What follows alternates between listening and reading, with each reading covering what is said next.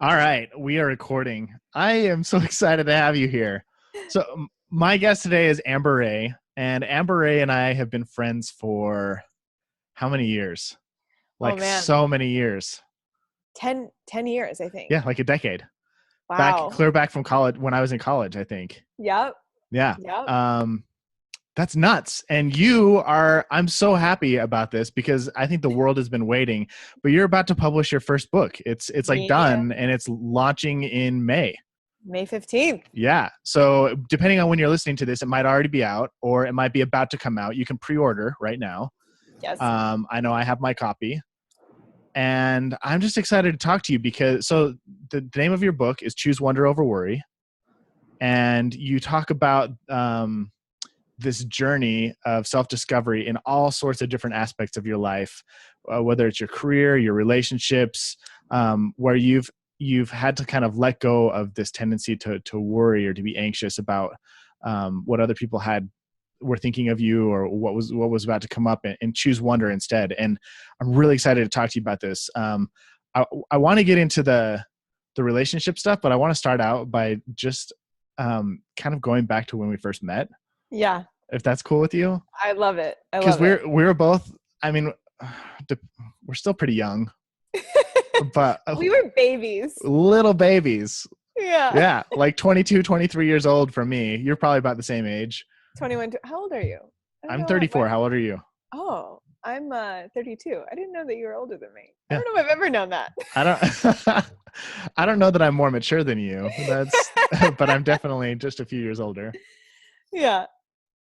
But yeah, But when you were my first friend online, and we would have all these chats and conversations, and you were the person that I would tell everything to because we created this like safe internet trust. Yeah, we had this safe internet trust. It was awesome. I think I discovered you because you were doing some writing online for some publication, and I was learning about like networking and trying to like grow my circle. And I messaged you because I liked one of the articles you wrote, and then we ended up instant messaging back and forth.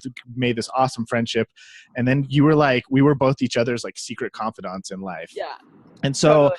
I got to hear about like all of your struggles and watch you go through all of these amazing opportunities, and I got to see you go through several relationships and get the inside scoop on that kind of stuff, which is maybe part of the reason that I do what I do now, because I loved I loved having the inside scoop on what was going on with you on your relationship world. I left no detail, like No stone was left no unturned. stone was left No. unturned. So I It was remember, scary. It's scary the amount of information you know about me. yeah, but it's secure. Yeah, yeah. We're not going to go anywhere dangerous on this Vault. podcast. But I do feel like I want to dive in and talk about back when we were young and naive and ambitious, still ambitious. But I remember you kind of like trying to figure out what you wanted to do with your career. You were doing agency work. You moved back and forth between New York and San Francisco several times. I like I felt like every time you left a city to pursue a new opportunity, you kind of told me like, I'm so sick of this place and I'm ready to go somewhere else because it feels fresh and new. Can you tell me maybe what it was? What was, you don't have to pick a specific instance or do, but what was going through your mind and in your body when you were getting to that kind of breaking point in a city? Yeah, well, I feel like I was at such an early stage of my self-discovery that I only was able to equate where I was inside with where I was outside. Mm. So I knew something was off. I knew something didn't feel right. I knew that there were more aspects of myself that I wanted to uncover and discover and express, but I didn't even know where to begin. I felt like, I had all these rules or stories that I was telling myself, these rules I had created about who I was supposed to be. And what is that beeping, by the way? I don't know. Do you hear beeping? I heard it faintly. Was it on your side or my side? I don't know. All right. Anyway, I had all these. Do you hear it again? Oh. It's like, it sounds like a My wife just said it's the washing machine. She's going to go turn it off. All right, there it is, guys. Real ambient noise in the real world conversation. As I have a Brooklyn train passing me. But basically, I had all these rules of who I was supposed to be, and I was just beginning the process of sort of separating from that. Mm-hmm. We have conditioning that we are born into, and some of that I was realizing wasn't serving me. And so the only way that I knew at that time for how to like open up, try new things, start to discover who I really was to go to a new place. Yeah, it was like a total life scrape and rebuild. Yeah, It was like, I'm going to exactly. demolish everything I have. Did you start out in San Francisco working at like an agency or something? Chicago Chicago, right. agency world. And then it was like heartbreak and like realizing that, wow, I loved everything I was doing in a creative, strategic agency advertising role. Making people feel insecure to buy products was like not for me. Right. And so then I was like, well, let me try startup tech world, and moved to San Francisco, and then did that for a year and met all these people. And then was like, wait, like this isn't me either. Let me go Right. to New York I and miss New like York. And then play you with. went to New York and you were there for like a year. And then you're like, I want to get back to San Francisco again. But get back to that creative and you did a lot of interesting projects too. When you were in New York, is that when you did stuff with Seth and the Domino project? Yeah, when I left tech world and moved to New York, that's when I started working with a bunch of different startups, started New York Night Owls, where basically it Oh yeah, I was remember that. from 9 p.m. till 3 a.m. It was come to get stuff done. And that was what like hit the New York Times front page craziness and ABC World News. And that sort of, it was that momentum that I channeled into applying to work with Seth and to help him start the publishing company. Right. And then while I was working with him on the publishing company and I was blogging about my adventures and feelings and all the things, people started writing in saying, hey, I noticed you making these changes. Can you help me? And that's when the passion experiment was born, which was the very first iteration of any coaching I had done. Right. And, at first I was like, who am I to be a coach? I'm 25 years old. What do I know? Right. But started working with people to make these big shifts in their lives. And then that led to working with more startups, actually a little bit of self-sabotage where I was afraid that because I had this like growing business, but I was afraid that I couldn't actually pull it off. So then like jump ship into someone else's company where there seemed to be a lot of security and stability, then had a panic attack. Yeah. Then it was like, okay, that's not going to work. And then it was just like all of these experiments Right. to eventually, and the ultimate like treasure of discovery is that, I didn't have to keep changing everything out there. I more had to learn how to cultivate the relationship within. Well, let's talk about this for a second. So you had a lot of cool experiences. You did the passion coaching. You worked with Seth Godin. You did the New York City Night Owls. You did Bold Academy, which I worked with you on two sessions of that, and worked at startups and stuff. And I know for a fact. So I feel like a lot of people would be. Hang on, I'm getting buzzed. So here's the scoop. Here's what I'm thinking. I'm thinking on the outside, your life looks amazing. Yeah. You have all these incredible opportunities. You're connecting with these amazing people. You're doing this awesome stuff. You've got a huge resume built up, cover the New York Times before you're even 25. You know a lot of really influential people. And I know for a fact that inside was not lining up with outside. What people saw on the outside, like this amazing powerhouse that is Amber Ray, like you were not feeling as secure as your resume looked. Totally. Can you tell me about that? Yeah, I was hustling for approval and validation. I didn't think I was worthy or good enough. I thought I had to do more and more and more in order to be lovable. And how did that manifest itself? Like, how did that show up in your life? I mean, popping Adderall to get more done and to be thin because I thought that if I was a certain weight, then men would love me. Just like, Wow. So focused on productivity as self-worth. And, at the time I didn't even know that's what was driving me. It wasn't conscious yet. I just like had this desire to achieve because really achievement for me was validation. Right. But it was this never ending void. So it was like, I would do one thing and then that wasn't enough. So I needed to do another thing. It became, career and ambitious pursuits while were for sure an incredible exploration in terms of like, that was my version of self-discovery. Like some people may like discover themselves through like dance or yoga. Mine was like my career and my ambitions. And like, there's the good and the superpower and the kryptonite of each thing. And the kryptonite of that was I didn't realize that not feeling worthy was like actually the core driver. That is interesting. It sounds like you kept moving the goalposts. Yeah. Like I remember talking to you after you completed things and having you just be unsatisfied and almost depressed after you did something extraordinary. Yeah. It was Do you, like, well, that wasn't enough. do you, And I will say, like, as much as it wasn't like it was just validation. It was both like I was looking for a feeling, because when I decided to quit tech, my job in tech, and move to New York, I knew there was this feeling I would one day feel where there was a sense of freedom and alignment and connection and truth. And like, I felt figments of that. And that was masked and clouded by the need for other people to love, approve, and validate me. so why wasn't that feeling showing up? Was it because you were like, I'm trying to decide if the feeling might have been there the whole time, but you had so much other junk on top of it that you couldn't get to it, or if it's something that you just didn't know how to create yet, and so you were filling the void that you wanted to fill, that was of the absence with all this other stuff. What do you think? I think it was both. And I think of it like as an onion, where it was a combination of me peeling back each layer of conditioning. Like, I'm supposed to be a good girl. Like, I need to be perfect. In order for men to love me, I have to look this certain way. 4.0 and straight A's is like how I receive approval. Like, it was like all those stories and Right. conditioning from childhood and from, I mean, the way that our culture conditions us in a lot of ways. And then all the stories that I had made up and all the meanings I had created, the men are like the boyfriend not doing this, which means I'm not worthy of love, which, all these stories I had created. Wait, let's talk about that. This is a relationships podcast, so Yeah. let's talk. Oh, I mean, tell me a little bit about that. If your boyfriend does this or doesn't do this, like what it means to you. Like, give me a story. I want something.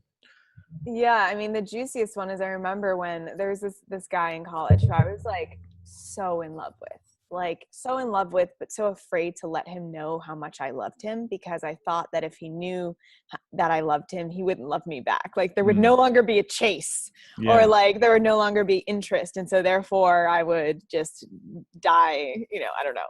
It was very dramatic. And No, but that's the reality. Like, that's what people very think dramatic. and feel, Oh yeah. especially in And then, college. yeah, especially in college. And then I remember the first time he told me he loved me, and he said, I love you. And it was very sincere, but I can never tell you that again.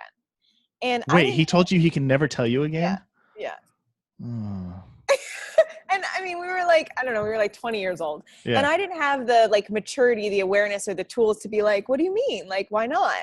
Instead, I was like, I took him saying, I can never tell you that again, as like, you are not worthy of love and connection. And you should basically just like, you know, Yeah. never be loved in life. Yeah. And instead, I could have, like, now today, if someone said that to me, they're like, oh, that's interesting. Like, why can you never say that again? Like, I wouldn't make it as this like personal attack on me and my self-worth. I would see it as something curious about like, oh, well, maybe like love was something really hard for them growing up, or maybe love came with like all these expectations. Like, it was reflecting his story about love, not mine, but I made it about me.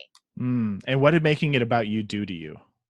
Oh man, I like, that was, I mean, it was like, I probably, from the moment he told me he loved me and couldn't say that again until the end of our relationship, I probably lost 20 pounds, because I began not really eating, like taking more Adderall to curb my appetite. I began like trying to accomplish more again, like, and it really took a toll on, I thought I had to, I basically became pretty anorexic. Yeah. And I remember hearing through a friend like that he was concerned about me, but he never came to me and told me he was concerned about me. So we had these like Wow. really interesting entanglements where, I mean, I can't speak for him, but I can speak for, I was so afraid for him to see me for who I really am, because I thought that if he did that, that wouldn't be enough. Yeah. And did that carry over into future relationships? Yeah, that took me some years to work through. Yeah. So then like the breakup happens and I am just devastated. And I'd say in the year, so not only was I like not really eating and becoming really thin, but I was drinking. Like, my drinking behavior was not, I mean, it was college, and well, I decided to have some fun in college, and right. and B, I just use that to numb my emotions. So rather than like, I didn't know how to have hard conversations with him. I didn't know how to tell him how I felt. And I thought that if he knew how I thought that was being needy if I expressed my feelings. I had, this was like all the things coming to the surface. And really, I lost my dad when I was a kid, and then had a stepdad, and ended that him and my mom ended up ending that relationship. I decided to end that as well. So I had all these stories about men and leaving me and abandoning me. And so when we did break up, it was just like so devastating. It was like validated your biggest fear. So so the breakup was, I am not worthy of love. Right. And so that spiraled for a good amount of time, where I was just like pretty depressed and sad. And you went on and dated a lot of different kind of guys.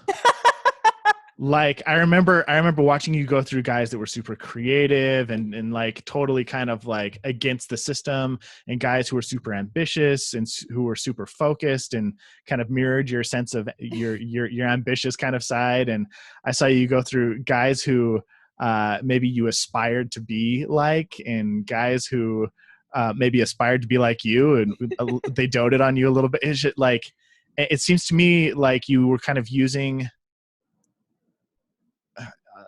putting on my not therapist hat, but like it seems to me like just in a similar way to your career, in your relationships, you were trying to fill a hole with somebody else instead of using yourself. 100%. I was trying to fill a hole with someone else, and I was using the explorations in relationship as another path to self-discovery and questioning all these stories. Right. So it was like, it was both like I'm seeking in them what I'm not able to give to myself, and like, whoa, they're a mirror for all my stuff. That's pretty heavy. Like that's a lot. Yeah, it's a lot in hindsight to take in when you're. So here's a big question for you. So you've gone through this path. It's amazing to hear the evolution of how you were, like hearing how you talked, how you responded to your ex-boyfriend from college in that moment, and then how you're like, if I had the tools, this is what I would have done. And I'm like, wow, that's so much more like evolved as a human being. You've grown up, you've learned, you've healed so many of your own wounds and learned all these amazing skills that you can now apply.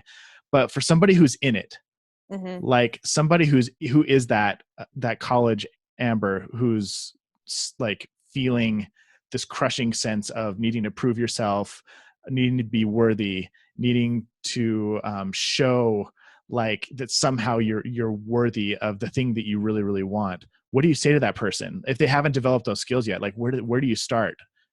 Well, the what's coming up right now is just, and this is more of a knowing, which is knowing that no matter what, like you're born worthy. We're all born worthy. So worthiness is not something that we achieve or earn. It's something that we inherently are. Yeah. And how one comes to knowing and feeling that, because it's one thing to like intellectually be like, yes, I'm inherently worthy, but to actually feel your worth comes through, it looks different for everyone. And for me, that required me to look at these narratives and stories I had been creating around, like, if men I love will leave me because of, the loss of two fathers, or I have to look this way in order to be lovable. I had to look at those stories and evaluate and question the things I was telling myself, to be like, and Byron Katie, the work, if I'm not familiar, highly recommend, was huge for me, because her process is basically like, is this true? And I'd be like, if men I love will leave me. I was like, yeah, of course that's true. And then it was like, can you be sure this is true? And I was like, well, maybe not. And then who would you be without this thought? And it's like, wow, I'd be actually like really free. I would not need them to tell me I'm enough. I would know that I'm enough. And so it became just this noticing the story I was telling myself, and then 2, examining and evaluating it. And then 3, like rewriting the story, which is easier said than done, because rewriting the story requires you to take action and begin to live out a different story. Right. But I don't think you get that courage until you ask yourself those questions. Yeah. Is this true? Is it really true? And who would you be if it wasn't? Like, Yeah. what would And, change? I'm forgetting another question, but I think the important part there is the turnaround. Yeah. So it's like, who would I be without this? Well, I would be really free. And then the turnaround is, okay, men I love will leave me. And so the turnaround might be like, will I leave me? Or men I love will actually stay Right. because Are I'll there love. men in my life who have stayed? Yeah. Are there men in my life who I say? So you look for evidence to prove the opposite of what you're telling yourself. Right. And so once you can list like, oh, actually, here are the men who've stayed, or here's the times when I've stayed with myself. And I actually had some like really stable male relationships prior to the one relationship that really shook me. And so it was interesting just, how that happens. And so, yeah, looking for evidence that your belief might not be true. And then asking yourself like, well, what is it that I actually want to believe? Because whatever we will find the evidence, as my favorite poet Enki says, we will always find the evidence for what we choose to believe. So true. You find what you look for, don't you? Yeah. And it's been amazing. So once again, just amazing watching you on your journey as you've changed what you started looking for, because I remember the day that I got a message from you the day that you met your fiance now, Farhad. Yeah. I remember the day. Like, I remember how seeing this turning point in you where I had seen you in these relationships, and I saw you start to ask those questions of yourself. And then I saw something change. Yeah. And it was, you had met this guy, and this guy was different than any other guy. And not only that, but you behaved differently around him. Yes. Can you tell me about what the changes has been for you as you've kind of grown into this, finding, like, letting go of the worry inside yourself and the need to prove yourself, and kind of settling into who you are? What changed for you between those past relationships, and like, what's different now with him? Yeah. With him, I was ready to be fully me, where I didn't need him to validate me, love me, give me permission, give me approval. When I met him, I really had a sense of who I was. And it's actually the relationship that I had prior to him, which was pretty short-lived, was a major test, because here I had for years now, like 5 years of doing the deep inner work. Yeah. Like looking at the past wounds, examining the wounds, being like, where is this story coming from? What's the origin? Really getting to the root and beginning to rewrite these stories. And then I met someone who was a bit of a test for me, where pretty soon into our relationship, he's like, yeah, I don't know how I feel about commitment. I think I want to be polyamorous. And I was like, oh, okay. That's a new curveball. Yeah, that was unexpected. And right. Not that there's anything wrong with polyamory, polyamory, but like, if it comes out of the blue, it can be a shock. Totally. Yeah. And so it was more of a surprise for me. And what happened is that he basically brought to the surface all of these big questions for me to basically almost like find a stance on. Like, what is and is not okay with me? What are my boundaries? Is essentially what this relationship invited. Like, okay, well, is that something that I want to explore? Is that for me? And he really pushed me in all these ways to be like, no, that's not for me. That's for me. That's not for me. That's for me. This is what I'm looking for. This is what I'm not looking for. And once I had both clarity on that sense of who I was, and clarity on like the type of relationship I wanted to cultivate, the values and what was most important to me, it was like he prepared me to meet Farhad. Because when I met Farhad, it was like, oh, wow, he's like all the, like, we're just... Clarity is power, Amber. Clarity is power. When you're clear about what you're looking for, it's really easy to recognize it when you find it. 100%. But if you don't know what you're looking for and you're not clear about it, you'll never know. It could show up on your front doorstep wrapped up with a nice, neat bow, and you would never, ever see it. So that's awesome. This guy that wasn't right for you gave you everything you need to be prepared for the one who is. Totally. And then there was this exercise that I did literally like 30 days before I met Farhad, which was going through and as vividly and as specifically as possible, naming the kind of person that I wanted to be with, getting that sense of clarity. And so, I mean, I got down to like height and weight and like coloring, which was actually the part that was a joke for me. Cause I was like, okay, like, let's write these details down. Like, I was like, I was like 6'1", 185 pounds, and like ethnic or something. Right. I don't know. And then like in walks Farhad with those exact statistics. Like exact. And you're like, I was like, whoa. Yeah. But I mean, those are the superficial or the surface layer things. Yeah, that's not the values part, But what was the most important part of this exercise was not only naming and listing everything that I wanted in a partner, but then the next to it writing who I had to be in order to bring that forth. ooh, wow. Tell me about that. So it's like, I may want someone who is, what was one of the core ones? Like super heart-centered and just, what does that mean? What does that mean to you? So for me, like, they live from their heart. They're exuding love. Like that is totally Farhad, by the way. He is such a heart-centered guy. He's like he's a tender soul. Very tender. And he very much cares about people. Yeah. And so like the ability to empathize, the ability like to be like, am I leading from love in this moment? And to like know to ask themselves that question. Like that felt really important to me. And in order who I needed to be in order to attract that person was to like, lead from love myself, and to notice when I wasn't leading from love because I was afraid, or to notice like when I was inclined to shut my heart down because I could get hurt. And like going through that process had me even realize how sometimes I would meet someone that I felt was like actually good for me, but then I was more afraid of getting hurt. So I would push away or shy away. And so once I got clear on this, when I met Farhad, I was like, oh, game over, done. He's like, woo, done. He's my man. And at first there was some resistance on his end. So like he was starting a new company. He had just raised a round of money. And here I like walk into his life and I'm like, hi, I'm Amber. I'm your future love. And he's like, I don't have headspace for this right now. Well, exactly. And I was pretty direct. I was like, to the point where we were introduced. Well, he'd been reading my blog for a few years, which I didn't find out until later. So right. He kept that a secret. He kept that a secret at first. So like his story is that he already knew he loved me and like wanted to be with someone who saw the world the way that I did, not thinking it would actually be me. And then here I like enter into his life because we were introduced by a mutual friend. And then I was like, I want to do an event in San Francisco and I want to borrow one of your houses, and like wanted to pitch him this thing to the point where I like booked a ticket and flew there. Right. And he was like, okay, you can stay for 2 days. But like the day before I was supposed to arrive, he was like, but you actually can't stay at the house because there's a lot going on right now. And I like worked behind the scenes and found a room to stay in. And like, basically went against it. I was so bold. You're like, no, I'm staying in this house. Yeah. And so he's like, okay. And then those first 2 days quickly, we knew there was a spark, but I could still feel him resisting me, like, oh no. And when he tells the story, he said he realized that like if he was gonna go in, he was gonna go all in. And he didn't know if he was ready for that. And so because at this point in my life, I'm not taking these things personally.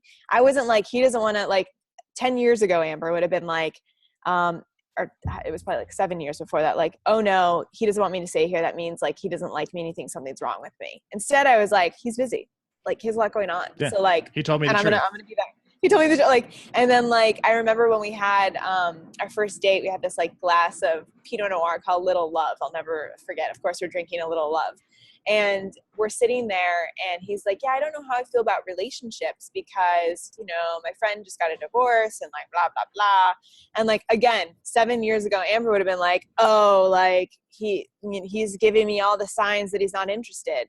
But again, like making it about me. Instead, I was like, okay, that's where he's coming from right now. That's the perspective. And I just like, I felt like love was on trial and I was making a case for it. And I was like, this is why love matters. And I just like spoke my truth so fully in that moment. And I was just like, yeah.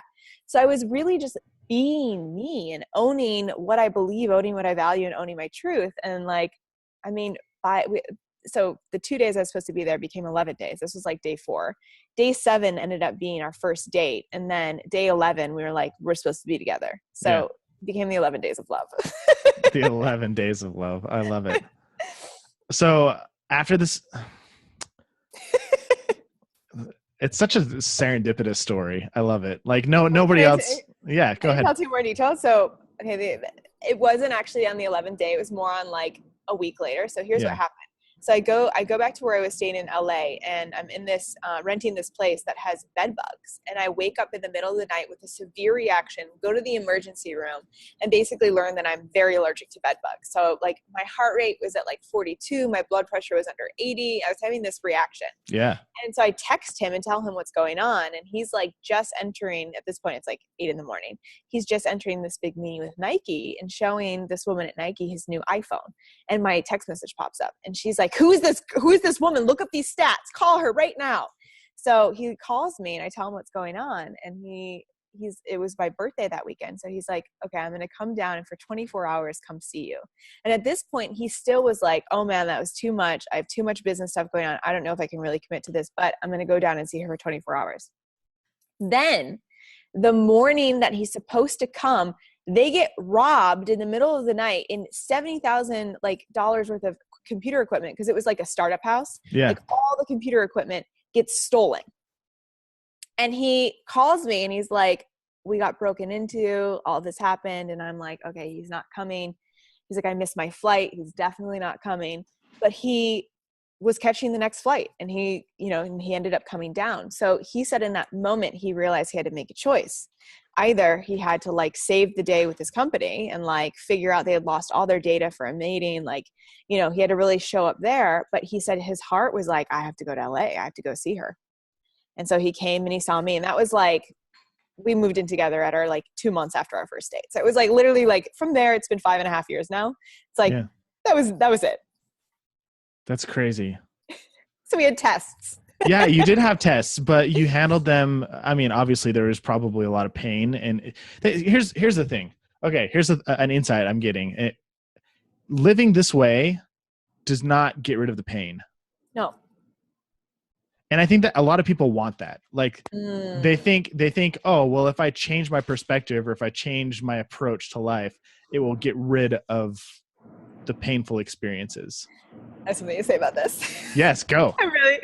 So my favorite thing, people always say, how do I get rid of this? And my favorite response to that is we don't get rid of these aspects of ourselves. We get rid of leftovers that are fit us anymore. Wait. Say it again. You broke up a little bit. Okay. We get rid of leftovers that can no longer be eaten. We get rid of clothes that no longer fit us, but we can't get rid of worry, fear, doubt, vulnerabilities, these aspects of ourselves. And they aren't the problem. It's our relationship to them. Yeah. So the thing we think is the problem, the thing we want to get rid of is never the problem. It's the relationship to it that's actually the problem to look at. And so, even this whole process with Farha and I mean, it was bringing up so many vulnerabilities. We were feeling seen. We were scared. At one point I took my guy friends out and was like, does this guy like me? What's going on? And, it was bringing all these things to the surface for me, but it was more, instead of seeing as this is bad and I should make this go away, it was like, oh, this means I care and I'm in it. Right. And so it's how do we shift our relationship and embrace these more messy, uncomfortable aspects of ourselves rather than try to get rid of, deny, numb, escape, or push away. Right. And I feel like getting rid of, denying, numbing, and pushing away doesn't get rid of the pain. Sometimes it just adds more pain. Makes it more painful. Yeah. And they take that was, for years I was popping Adderall to be thin and get more done. And then that caused me so much pain. And then the process of getting off of Adderall and all the weight I gained and how because my body didn't know how to feel. Until your body's like, what are you doing? Yeah. What are you doing? Until I finally found it back to my center. But I mean, that was 6 years of my life. Yeah. Hard years. Yeah, hard years. Yeah. When it could have been just instead of feeling the emotion that was uncomfortable, I wanted to pop a pill to make it go away. It's been so interesting. So I got married 18 months ago, and the journey that I have, because I mean, if you're listening to the podcast, and maybe you're new because you're here to listen to Amber's interview, and if so, welcome. But for the last 4 or 5 years, I've been doing this podcast, and I've been interviewing some of the top experts in the world and some incredible couples, and intellectually knowing what goes into a relationship to make it successful. And now I'm living it. And one of the things that it just keeps coming back as a lesson over and over and over again is to embrace the pain. The difficult conversations that my wife and I have on a very regular basis, the hard things that come up, the scratchy stuff that I want to run away from, all that stuff is my like brain and my heart bumping up into an area where it's like, hey, you're not who you need to be yet to handle this. And that's why it's causing you pain, is because it's an opportunity for you to grow into the person you need to become in order to conquer it. Totally. And so we've been one of the mottos of our marriage is that we lean into the discomfort. Like we lean into the pain. We do hard things. If there's something that one of us doesn't want to share, it's the first thing that we share with the other person. I love that. And I love that. So important. But it's been life-changing, realizing that the pain that we experience in life more often than not has more to do with our growth than it is like a symbol or a sign that things are not supposed to be working. Mm-hmm. I feel like there's maybe a difference between good worry or good anxiety and bad worry and bad anxiety. Can you talk to me about that? Hold on real quick. I just want to say one thing. Say anything you want. I have so many things. My brain's like, the first thing is that I love also the distinction between do the hard thing, which is 1,000,000% agree with, and make things hard. I think so often that we make things harder than they need to be, or think things have to be hard in order to be useful. And it's like, no, do the hard thing so that you don't make things harder than they need to be. Yeah. I talked to a really amazing therapist yesterday, and he said one of the things that a lot of people try to do is they try and control the outcome instead of trusting their principles and trusting the process. And sometimes if you just trust like your values in the process of honesty is something super simple. Sometimes you screw up. Maybe a great example in a marriage is you bounce a check, you overdraw on the checking account. And maybe that's like a really sensitive spot. And you can either try and hide it and disguise it, and the truth will catch up eventually regardless. Or you can be honest about it, because honesty is a value that you have in your relationship, and you can own it, because regardless of whether you try and hide it or whether you own up to it, the outcome is going to be the same. But if you try too hard to control the outcome, it can end up in complete disaster. And then you end up compromising your values, and it causes you way more pain than if you were to just own it. Does that make sense? And 100% makes sense. So anyway, that came to mind, like trusting your values and not trying to control the outcome. Yes. Okay. What else is going on in your brain? And we can bump back to the different kinds of worry. That's all I have to say about that. Okay. Perfect. We can go to worry now. So there's toxic worry and there's useful worry. And useful worry is, because worry is useful. Worry can be very productive. Worry tells us when, like, hey, there's a tiger in the bushes. This, you might get hurt. Right. Don't show up don't go to a Tinder date to a guy's house that you don't know. And exactly. Like, it's good to be worried about that kind of stuff. It's self-preservation. You're getting a little too close to the cliff. Like, don't eat the fish that's been in the fridge for a week. It's a good thing to worry about. Exactly. So that's the sort of worry that's really useful. And I always ask, my two questions are like, is this useful? And is there any productive action that I can take right now? And, otherwise it can become something else. Toxic worry, on the other hand, is the ruminating, relentless thoughts. Who am I to do this? Am I good enough? Are the things that go over and over and over in our mind. And really stifle our potential and our relationships. And so maybe it's like in a relationship, it could be the thing that you're not, I love what you said, your value of like, say the thing that you don't want to say. Like the thing that you don't want to say and aren't saying can like literally play in your mind for a year or like an entire relationship, because you're afraid to just get it out. When if you can first name it to yourself, that like creates a release, and then create the container to be able to have the conversation with your partner, like that, it just opens up so much energy. And this is Farhad and I, like, we've both been like, I'll be really honest, we've both been super busy, like doing things where like we haven't as much time for the intimate stuff. Like I felt like our sex life was suffering, and I was started to like, I was letting it trickle. And then I was like, oh, does this mean we're supposed to be together? Oh, does this mean something's wrong? Does this mean something's wrong with me? Something wrong with him? And next thing I know, I'm like literally falling into toxic worry. And then I'm like not working or doing the things that are really important that I want to be doing. And so first I had to like pause and be like, okay, I see that worry is getting really dramatic here. I see that worry is like creating a whole story that maybe we're not meant to be together. And the relationship is surely going to end. Hold on. Let me just like name what's going on. Let's pump the brakes just a little. Pause for a second. Let me name what's going on for me here right now. And then once there, then it was like we were in bed one morning and I was like, can I share something that I'm afraid to share? And he's like, yeah, of course. And then I shared it with him and it led to this really beautiful dialogue and opening. And not only did I feel just like And sex. immense and immense relief that I like let it off my chest. And I was like, oh, that problem that I thought was a problem actually is like totally fine now, because it was really just all the like pent up energy I had created in my head. And that was then being created in my body. Okay. Real question for you now. Yeah. What percent of worry do you think is actual useful worry as opposed to the toxic worry? And it might vary from person to person, but on average, 80 to 90%. It's exactly what I was thinking. And not 90% of the stuff I'm worried about is total BS. Yeah. There was a study, Dr. James Doty at Stanford, he's a neurosurgeon there. He said that we spend 80% of our time and attention with regret about the past or anxiety about the future. And so I think of those two things as, elements of worry. And so 80% of our time. What does that say about our world? Oh, it hurts my heart. No wonder there's such high rates of depression and anxiety and like just total, we're an emotional mess that we're disconnected. We're lonely. It's because we spend 80% of our time in our heads worrying about crap that doesn't need to be worried about. The toxic worry.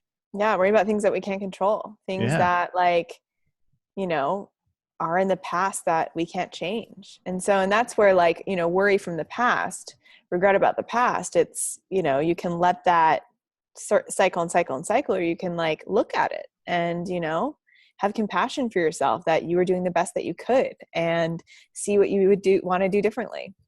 What is the cost of not learning how to do this? Oh man, I mean, I think it's but this is how my dad died. He didn't face his demons, didn't face all of his shit. Instead, he tried to escape and run away from it, both leaving my mom and I, and then, getting behind the wheel under the influence and killing his best friend and ultimately him. And so it took his life, and it took his life very young. And he was, like a brilliant businessman, a brilliant singer-songwriter. He had so much to give, and he really like just got in his own way. And so I think that's the extreme of it. The extreme of it is that it either leads you to put yourself in a situation that loses your life, causes you to maybe even want to take your own life at an extreme. And then, others, I think it just like blocks your energy, potential, creativity, flow, possibility on a minute by minute. Which is losing your life. Losing your life. Yeah. You lose your life. You lose your life. When you get caught up and you live in this worry 24/7, you're either losing your life in a very literal way, or you're losing the life that you could be enjoying and making, just like soaking up and just really loving and embracing. And I just, man, it's kind of choking me up a little bit. How many people are out there like letting life just own them, or letting their worries and their fears and like these demons that are total liars completely dominate their life and their marriage and their relationships and their business decisions and the relationships they have with their kids. And these people are going to make it to their deathbed and they're going to look back and they're going to have a life of worry, and that's it. Yeah. It's going to be empty. It's going to be empty. The number one regret of those on their deathbed is, I wish I would have lived a life true to me, and that they spent so much time trying to be and do in someone else, and so much time worried and afraid. Yeah. Afraid of things that don't even exist. Afraid of like stories that they've made up that aren't even true. Yeah. Oh man. I look at it's destroyed. Like I've seen relationships in my own family be destroyed by stuff like that. Yeah. My grandmother passed away a couple years ago, and I wish she would have been able to have read your book like 50 years earlier, because I watched so many of her relationships just get completely obliterated because of the stories that she had in her mind of what she thought other people's intentions were. She didn't even, I think it was several years between the last time she talked to her sister and the day she didn't talk to her for like the last 10 years of her life. Wow. Because of something that she had made up in her head. Yeah. And I'm like, oh man, no, that can't be how people live. Your work is important, Amber.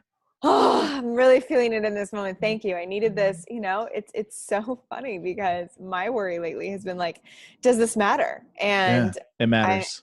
thank you. And you know, I get really raw and vulnerable in this book in a way that I've never really gone before in a lot of my writing. And I have this fear that it's too much. And, you know, I think of this great quote, too much, not enough. It's the same fear, which is being yourself. And, you know, it's one thing to like, to be fully myself with a small community, but to put into the book that anyone can have access to, it's scary. Yeah. And so thank you for anchoring me back into why I'm doing this and why it matters, because it matters so damn much. Yeah. And, you know, I'm sitting here both thinking like, whoa, there's so much work to do. What are we going to do about this? Because, you know, a book it's a catalyst, it's a start, and really it's a step. I designed the book as like that. For me, it was the journey of going within that really had things shift. And so I've designed the book as a way to take people on a journey inside themselves to be able to like work through and move through some of these blocks and stories.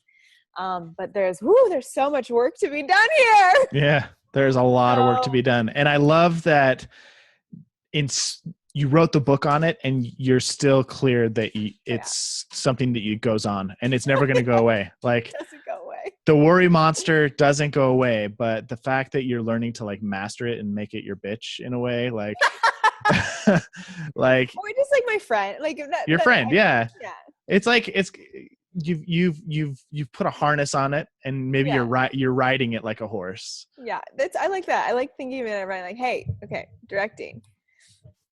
There you go. Totally. Well, I'm so happy for you and I'm proud of you. And I hope that people go buy the book, especially after listening to this interview, because it's a wonderful book. I'm enjoying it and the world desperately, desperately needs it. Thanks, love. Do you want to plug anything before we end? Yeah. Where do you want people to find you?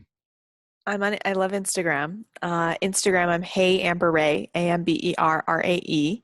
Head to choosewonder.com. Depending on when you listen to this, we have all kinds of pre-order bonuses going through May 18th. That's right. If you order the book early, you get cool extra stuff. And cool things like just cool stuff. Go to choosewonder.com and see. Well, I'll put details. I'll put details in the blog if you want to learn. I'll add these links and everything if people want to go check them out. And then amberrae.com is my personal site and blog. Awesome. Guys, go check her out. Thanks for being on the show, Amber. Thanks. Love you. My heart feels very warm. Mine too.